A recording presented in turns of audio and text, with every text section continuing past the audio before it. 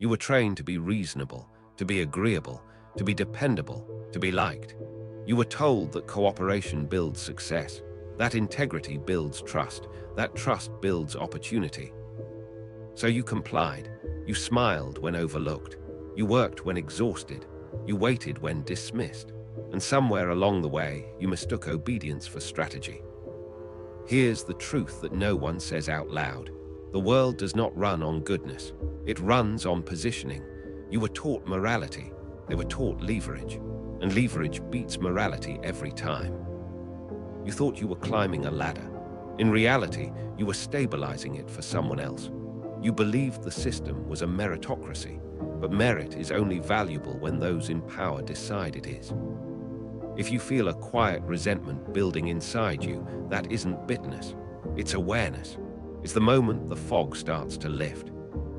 Because the first crack in the illusion is realizing that fairness is a story told by those who benefit most from your belief in it. Look closely at the structure around you. Corporations preach teamwork, yet reward dominance. Institutions preach equality, yet protect hierarchy. Markets preach opportunity, yet concentrate power. This is not hypocrisy, it is design. Power does not announce itself, it disguises itself as normal. The people at the top rarely appear ruthless. They appear composed, polished, principled. But behind every polished exterior is a ruthless calculus. Not cruelty, calculation. They are not asking, is this fair? They are asking, does this increase my position? That is the only consistent metric.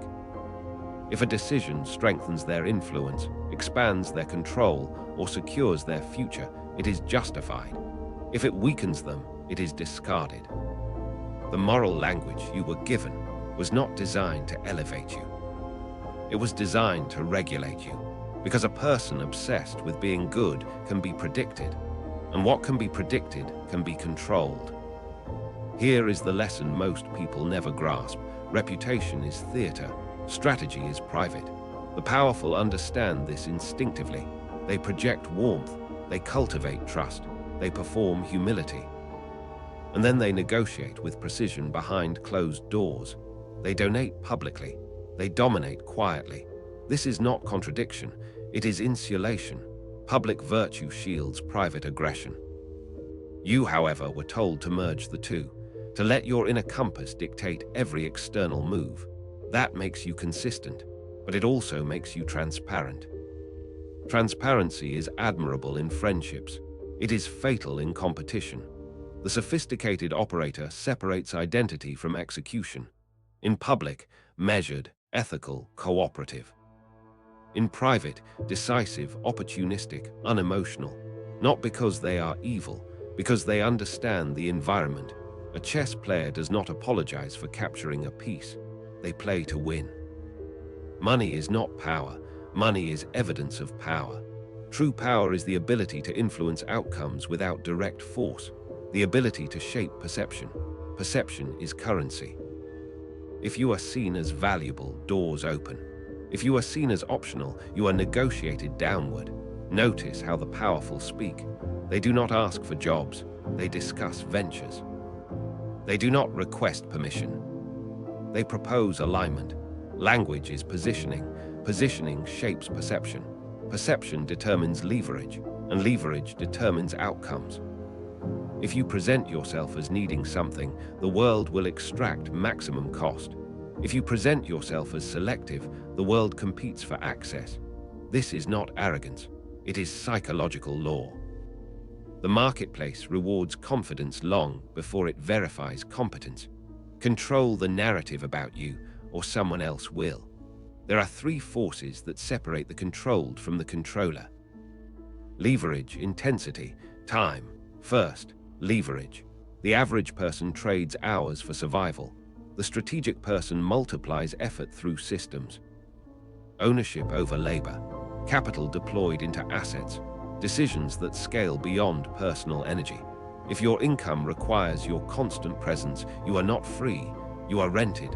Second, intensity. Comfort is marketed as success. It is not. Comfort dulls urgency. Urgency creates momentum. The ambitious are rarely relaxed, they are focused. They feel the pressure of vulnerability and convert it into movement. When you become too comfortable, you stop expanding. And what does not expand contracts. Third, time. Most people sell it.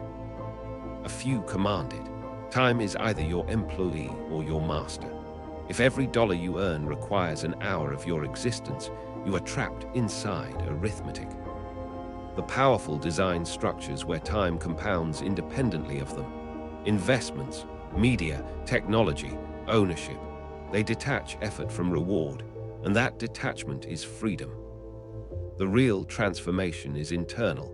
It is the moment you stop asking, "Is this approved?" and start asking, "Does this advance me?" That question will make many uncomfortable, because it removes the illusion that someone else is responsible for your trajectory. It forces ownership. It forces strategic thinking. It forces you to admit that the game exists and that you are already inside it. You can play naively, or you can play deliberately, but you cannot pretend you are not playing. The world is not a classroom, it is an arena. And arenas reward strength, positioning, and timing, not participation trophies. This does not mean abandoning morality. It means understanding context. Be honorable where it strengthens you. Be adaptable where rigidity would destroy you. Integrity without strategy is vulnerability. Strategy without restraint is self-destruction. The balance is power. Real power is rarely loud. It does not argue online. It does not broadcast every win.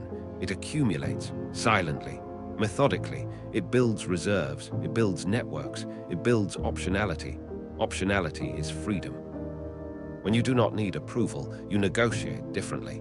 When you do not need income immediately, you invest differently. When you do not need validation, you move differently. The person who needs nothing cannot be controlled. That is the end goal, not applause, not recognition. Control over your time, control over your direction, control over your decisions, sovereignty. If this unsettles you, that's good. Growth rarely feels comforting. Most people will reject this framework. They will call it cynical. They will defend the illusion. Because illusions are warm. Reality is cold. But cold steel builds stronger foundations than soft promises. If you are ready to stop being managed and start being strategic, reflect on this. Where in your life are you still asking for fairness when you should be building leverage? And if you understand that the game rewards positioning over virtue, then you are no longer asleep.